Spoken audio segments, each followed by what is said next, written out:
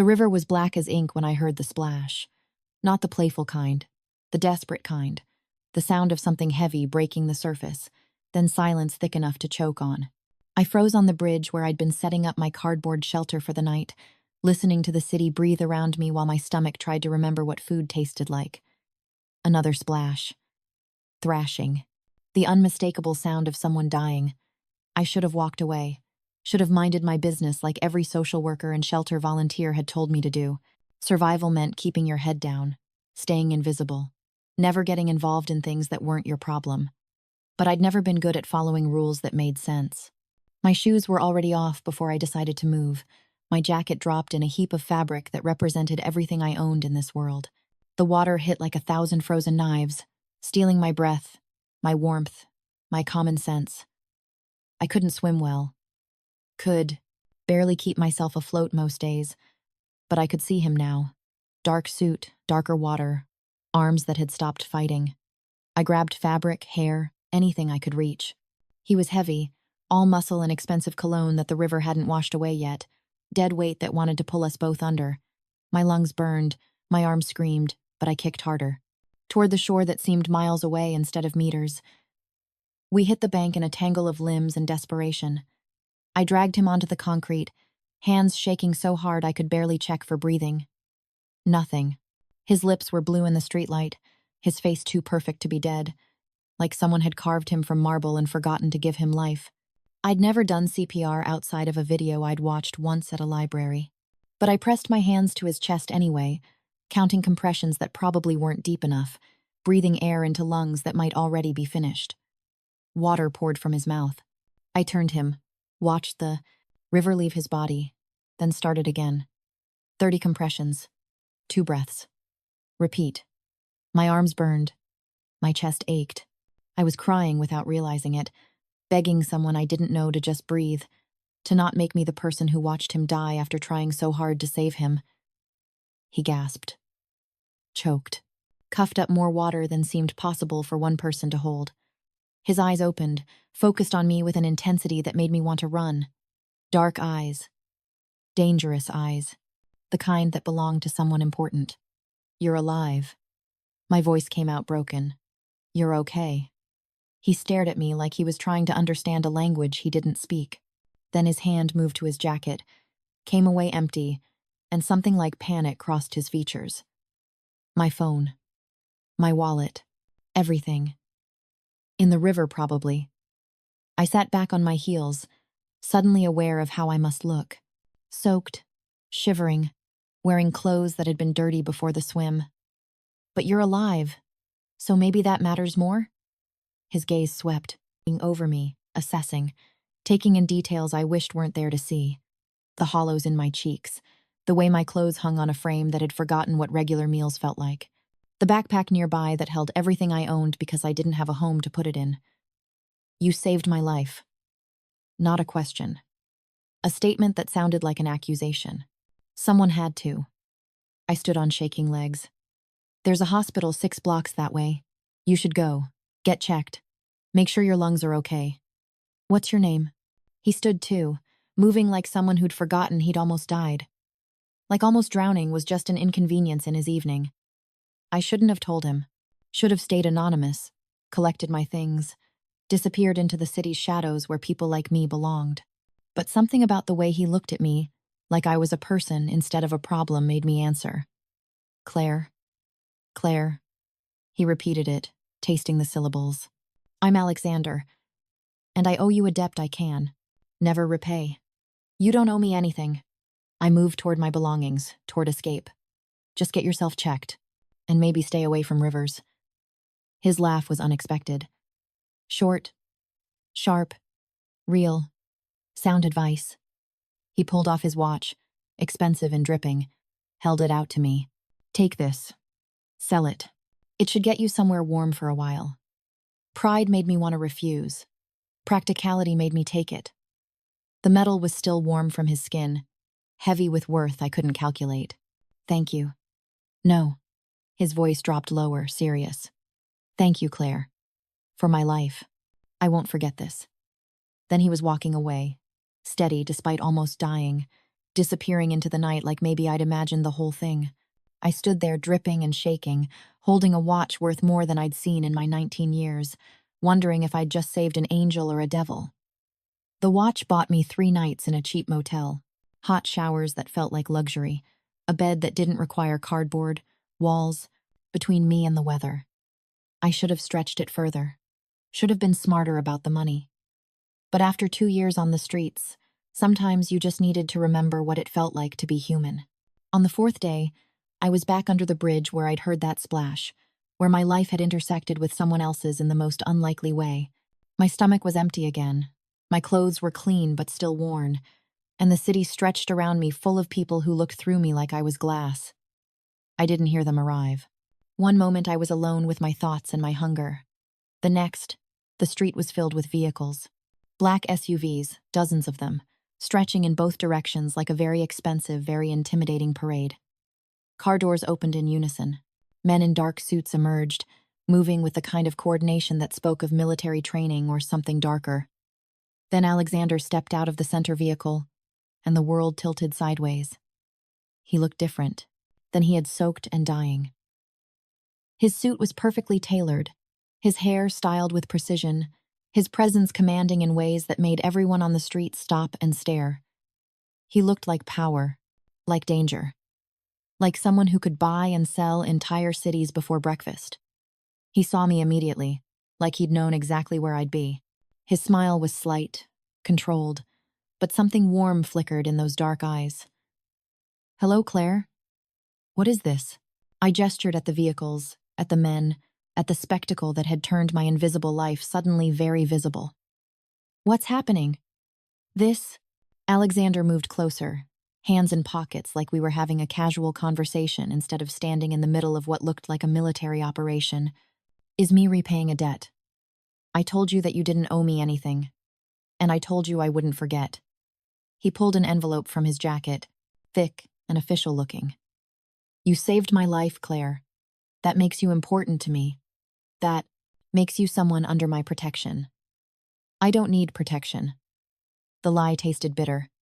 I needed everything. Food, shelter, safety, a future that looked different than my present, but admitting need felt like giving up the last shred of dignity I had left. "Maybe not." His voice gentled. "But you're getting it anyway. Along with some other things." He handed me the envelope. Inside is a key to an apartment. Fully furnished, utilities paid for the next year. Also a debit card with enough money to get you started properly, and information about a job if you want it. I stared at the envelope like it might explode. "Why would you do this? You don't know me. I could be anyone. You're someone who jumped into a freezing river to save a stranger." Alexander's expression was serious now, all business. "You're someone who gave up safety for someone else's life. That tells me everything I need to know about who you are. What if I say no?" The question was automatic, defensive.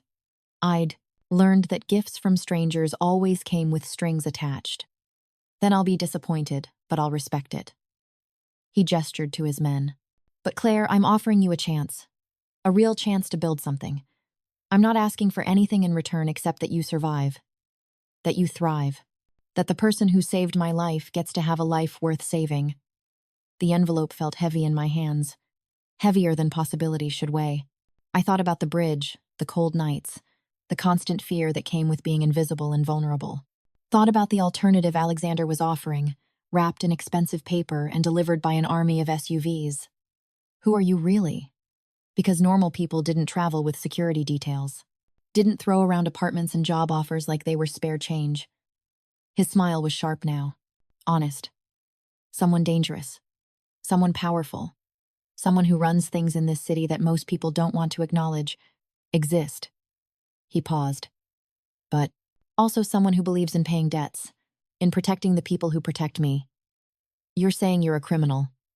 I'm saying I operate in spaces between legal and illegal, that I make hard choices and live with consequences.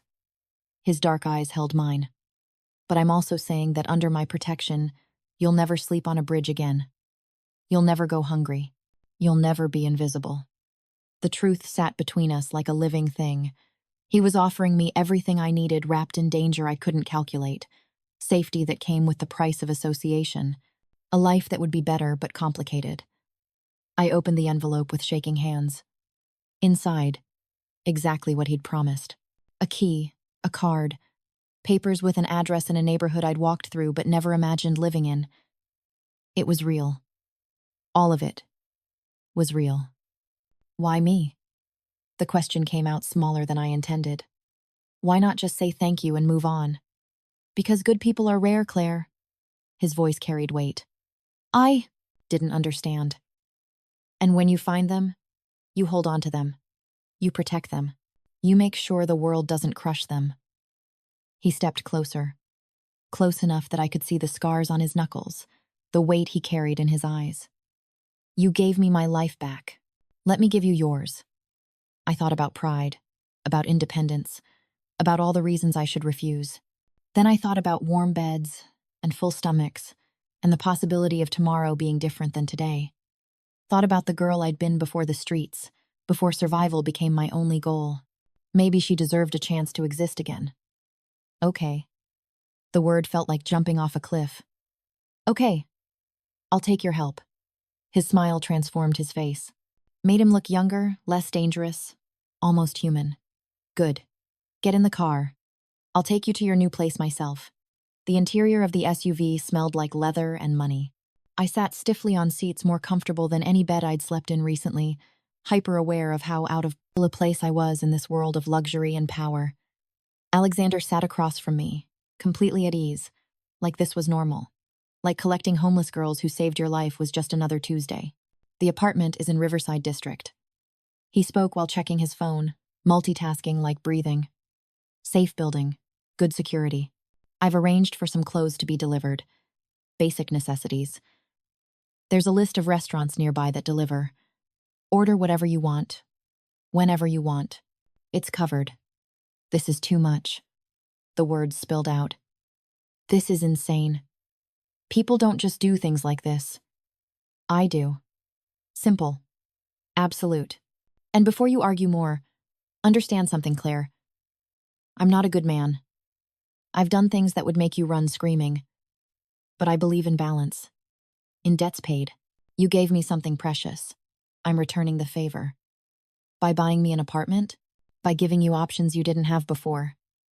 He looked up from his phone, gave me his full attention. What you do with those options is up to you. Stay in the apartment. Use the money to start over somewhere else. Tell me to go to hell and never see me again. Your choice. But for right now, for today, let me do this one thing. The buildings outside grew nicer as we drove. Cleaner streets, better lighting, people who looked like they'd never worried about where their next meal came from. My old life falling away with each block, being replaced by something I didn't recognize. The apartment building was beautiful in a way that hurt. Modern glass and steel, a doorman who nodded respectfully as we entered, an elevator that moved so smoothly I barely felt it. Alexander led me to the 12th floor, down a hallway that smelled like expensive carpet and possibility. The apartment was perfect. Not huge, but spacious enough. Furniture that looked comfortable and new, windows that offered a view of the city I'd only seen from below, a kitchen with a refrigerator that hummed softly, already, stocked with food I couldn't name, a bedroom with a real bed, soft blankets, pillows that looked like clouds. I stood in the center of it all and felt tears burning behind my eyes. This wasn't real. Couldn't be real. Things like this didn't happen to people like me.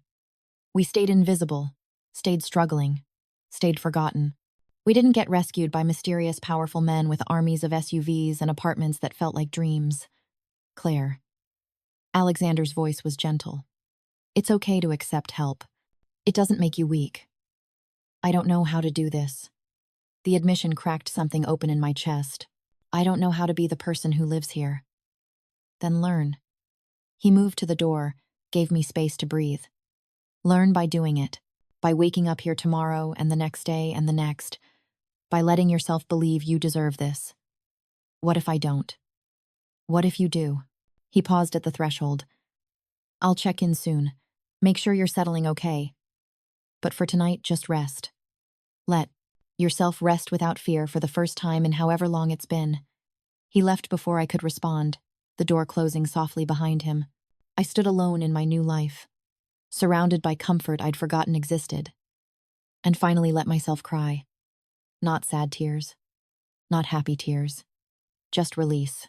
The kind that comes when you've been holding yourself together with nothing but stubbornness and will and suddenly don't have to anymore. That night, I slept in a real bed for the first time in 2 years. Woke up warm and safe and completely disoriented. Spent the morning wandering through the apartment, touching things to make sure they were solid, real, mine. Ate food from the refrigerator and cried again because it tasted so good and I'd forgotten that eating could be about enjoyment instead of just survival. Alexander called in the afternoon. "How are you settling in?" "I don't know." Honesty felt important with him. "This doesn't feel real yet. Give it time." I could hear street sounds in the Treckley. I have can background, the hum of his world continuing. "Are you comfortable? Is there anything you need? Why are you doing this?" The question I couldn't stop asking. Really, there has to be more to it than just repaying a debt. He was quiet for a moment. "When I went into that river, it wasn't an accident, Claire. Someone put me there. Someone wanted me dead, and I would have died if not for you." His voice dropped lower. "You didn't save me because you knew who I was or what I could give you. You saved me because it was right. Because you're good in a way most people aren't. That's rare. That's valuable. That's worth protecting. So this is protection? This is me making sure the world doesn't destroy something precious." He paused. "Get some rest. Build your strength back. And when you're ready, we'll talk about what comes next." "What comes next?" Alarm crept into my voice. "You said there were no strings." "There aren't. But there are opportunities if you want them. Ways you could help me that don't involve anything illegal or dangerous. Just being who you are in places where I need someone trustworthy." His tone shifted, became more professional. "But that's for later. For now, just heal." He hung up before I could question further, leaving me with more confusion than answers. I spent the rest of the day exploring my new neighborhood, marveling at the strangeness of walking down streets where people actually saw me, where I didn't have to constantly calculate threat levels and escape routes. It was disorienting, beautiful, terrifying. 2 weeks passed in a blur of adjustment. I gained weight, my face filling out in ways that made me look younger, healthier. My hair grew shiny from regular washing, my clothes fit properly, my hands stopped shaking from constant cold. I was becoming someone I didn't recognize, someone who looked normal instead of desperate. Alexander visited twice, both times brief, checking in, making sure I had everything I needed. He never stayed long, never made me uncomfortable, never asked for anything except that I be okay. It was the strangest relationship I'd ever had, built on debt and drowning and the awkward gratitude of someone who didn't know how to accept kindness. On the third week, he showed up with a proposition. "I have a charity event tomorrow night, a fundraiser for children's hospitals. Very public, very legitimate. I need a date." "A date?" I stared at him like he'd spoken a different language.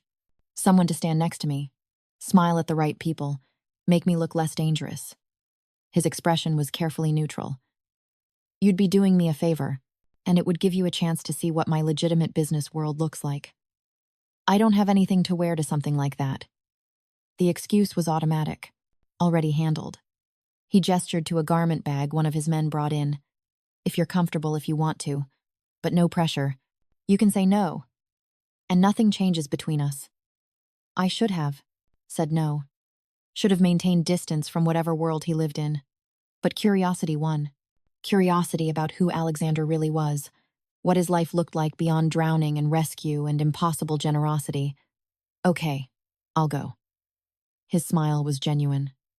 "Good. I'll pick you up at 7 tomorrow." The dress was stunning. Dark blue, elegant without being flashy, fitting perfectly like it had been made specifically for me. Maybe it had. I didn't know enough about Alexander's world to understand what was normal and what was excessive. Stood in front of the mirror in clothes that cost more than I used to make in months, and barely recognized myself. The girl looking back was polished, put together, the kind of person who attended charity galas instead of sleeping under bridges.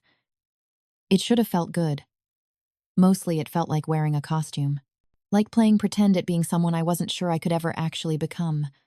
Alexander arrived exactly on time, wearing a tuxedo that made him look dangerous and distinguished in equal measure. His eyes swept over me, and something appreciative flickered there. "You look beautiful." "I look like I'm pretending." "Fake it until you make it." His smile was slight. "That's how most of these people operate anyway. You'll fit right in." The event was held in a hotel ballroom that looked like something from a movie.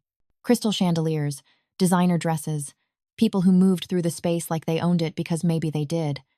I felt completely out of place, a fraud surrounded by people who belonged in ways I never would. But Alexander stayed close, his hand light on my back, guiding me through conversations with people whose names I'd never remember, introducing me simply as Claire, his friend, with no explanation of how we'd met. And slowly, gradually, I started to relax, started to see that beneath the expensive clothes and careful manners, most of these people were just people, playing their own games, wearing their own costumes, pretending everything was fine. "You're doing great," Alexander murmured during a lull. "Better than great. You're natural at this." "I'm terrified," I admitted. "So is everyone here. They're just better at hiding it." He handed me a glass of champagne from a passing waiter. Fear of being exposed, fear of losing status, fear of being revealed as frauds. Everyone's afraid of something. "What are you afraid of?" The question slipped out before I could stop it.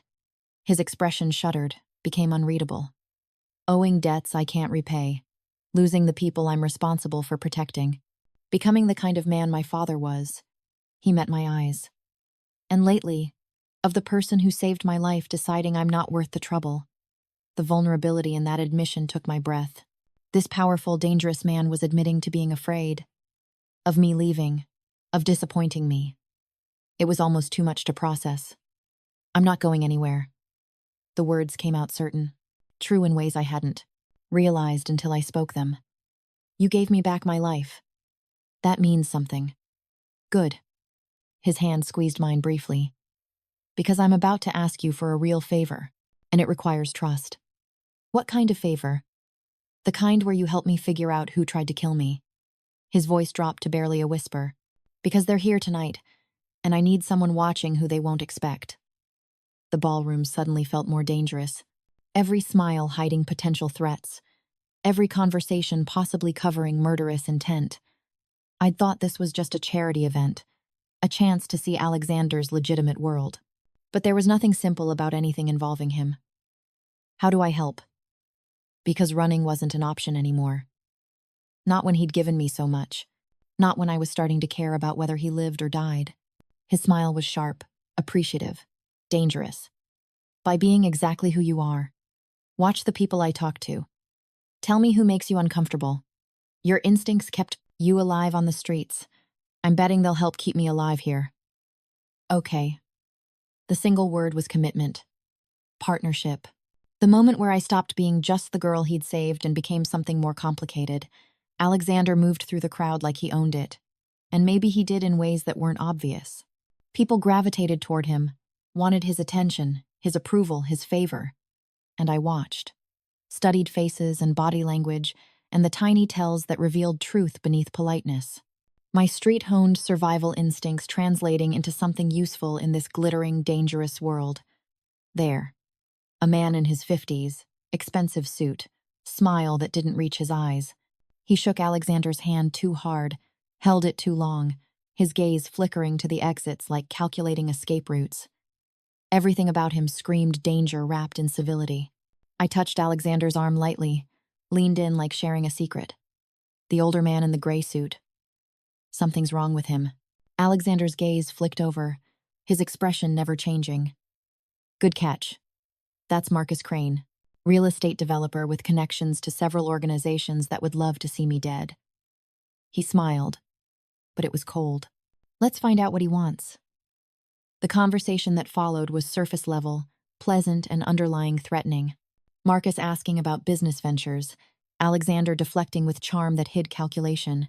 I stood beside him, playing the role of pretty decoration while actually cataloging every word, every gesture, every tell that Marcus was definitely, Absolutely. Planning something. Mr. Kane. Marcus's smile was oil-slick smooth.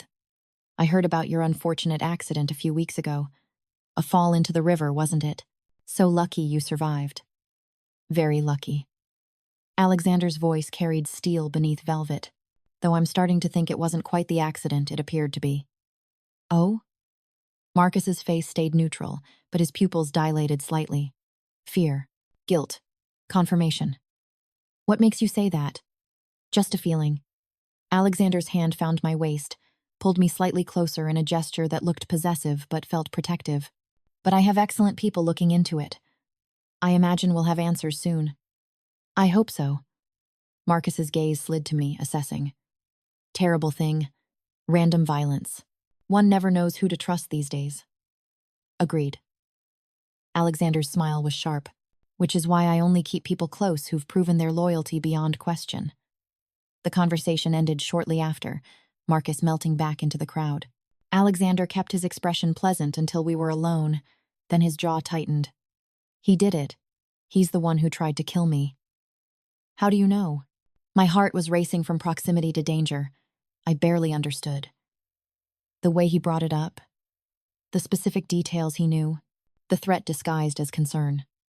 Alexander's eyes tracked Marcus across the room. He wanted me to know, wanted to see if I'd figured it out yet. Classic power play. What are you going to do? Gather proof first, then make sure he understands the consequences of coming after me. His voice was cold, promising violence I'd only imagined before. But not tonight. Tonight we finished this event like nothing happened. We did exactly that. Smiled and talked and played the roles of wealthy philanthropist and his mysterious companion. But beneath the surface, I could feel Alexander's rage building, controlled but present. The rage of someone who'd been betrayed, attacked, nearly killed, and I understood in that moment exactly how dangerous he really was. When the event finally ended, when we were back in the SUV heading toward my apartment, Alexander's control finally cracked. You did well tonight. Better than well. You spotted Marcus when none of my actual security did. I just noticed he was nervous. You noticed he was dangerous. Alexander corrected. There's a difference. And that difference might have just saved my life again. What happens now? I wasn't sure I wanted to know the answer. Now, I deal with Marcus. Quietly, thoroughly, in ways that ensure he never threatens anyone again. He met my eyes. And you decide if you can handle knowing the kind of man I really am, the things I do to protect what's mine. I already know. The words came out steady. You're dangerous. You're powerful. You do things most people would call evil, but you also saved me when you didn't have to. You gave me a life when I had nothing. That means something. It means you're loyal. His voice was soft. Possibly to a fault. And loyalty like that is both precious and dangerous in my world. Then I guess it's good. I've survived worse. I smiled, meaning it. Whatever comes next, I'm in. You gave me a future. Let me help you keep yours. His expression was unreadable in the dim light, but I thought I saw respect there. Maybe even affection. This is where things get complicated, Claire. I think they were. Always complicated. I pointed out. I just didn't see it yet. We pulled up to my building, and Alexander walked me to my door like a normal date, ending a normal evening. Except nothing about us was normal. We were bound by drowning and rescue, by debts that couldn't be measured and loyalty that probably shouldn't exist. Get some rest, he said at my door. Tomorrow things change. Tomorrow, you start learning how my world really works. If you're serious about being in, you need to be prepared. I'm serious. No hesitation. Then welcome to the family. His smile was dangerous and warm simultaneously, such as it is.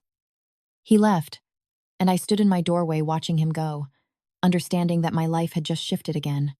From homeless to housed, from nobody to somebody, from observer to participant. And somehow, despite all logic and reason, I was excited about it. The training started immediately. Not weapons or fighting, though Alexander assured me that would come later if I wanted. First came education. understanding his business, both legitimate and otherwise, learning how to read people, situations, threats, developing the instincts I already had into something sharper, more useful. I met his inner circle, hard men and women who'd proven their loyalty through blood and time.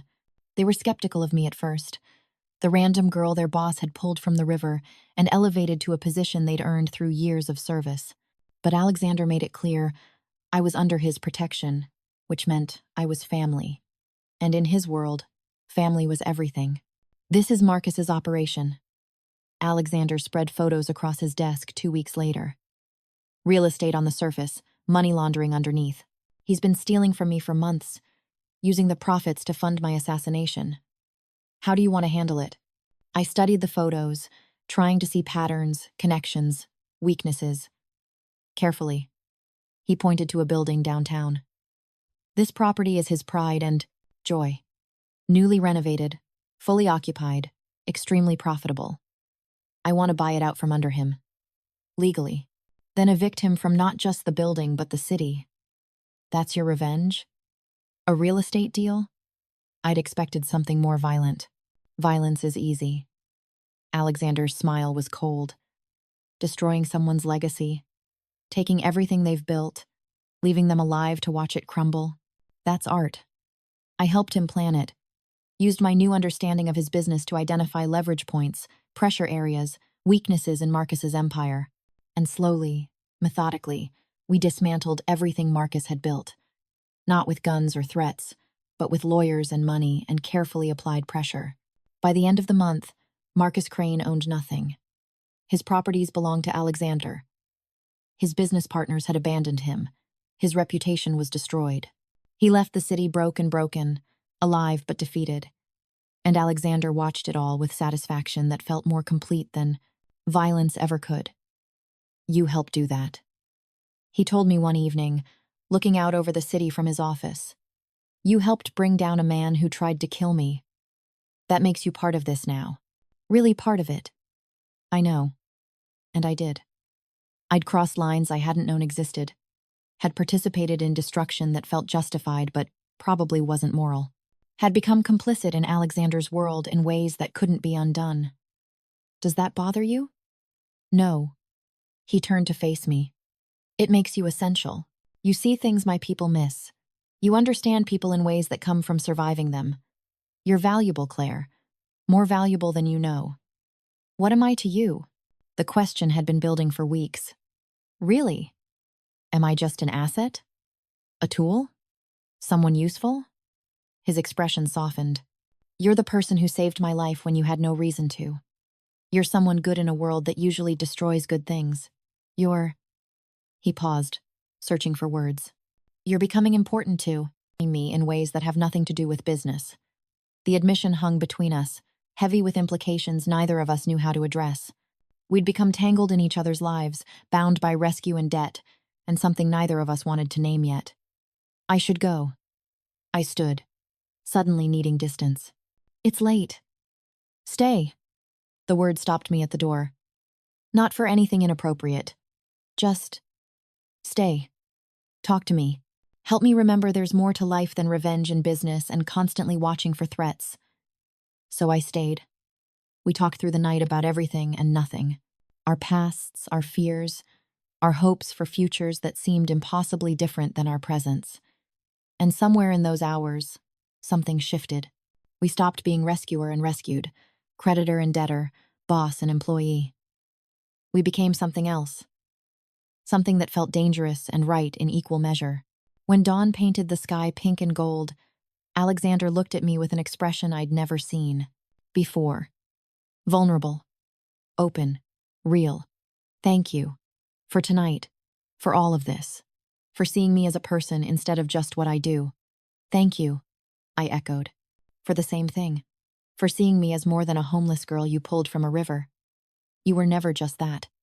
His voice was certain. You were always extraordinary. I just gave you space to remember it. We were falling for each other. I could feel it happening, could see it in the way we orbited each other, drawn together by gravity we couldn't fight. It was complicated and messy and probably a terrible idea, but it was real. And after years of nothing being real, That mattered more than all the reasons it shouldn't. 6 months after the river, after the rescue that changed everything, Alexander called me to his office with urgency in his voice. We have a problem. What kind of problem? The kind where people know you matter to me. His jaw was tight. Which makes you a target.